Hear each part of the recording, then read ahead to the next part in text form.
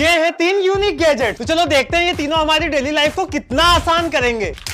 Number 1 है ये iron man cover, जो ऐसे खुलता और बंद होता है और इसे ऐसे कार के स्टार्ट बटन पे चिपकाना होता है। फिर मैंने इसे बार बार ओपन और क्लोज करके देखा। ये आयरन मैन कवर काम तो अच्छे से कर रहा है, लेकिन मुझे थोड़ा महंगा लगा। और नेक्स्ट है ये मेटेलिक फोन स्टैंड, जिसके पीछे तो यहाँ पूरी रबर की ग्रिप दी है और इसकी बिल्ड क्वालिटी भी काफी मजबूत है। और ये यहाँ से ऐसे खुलता है। फिर इस पे मैंने अपना फोन रखकर यूज करके देखा। ये मोबाइल स्टैंड तो मुझे काफी मजेदार लगा।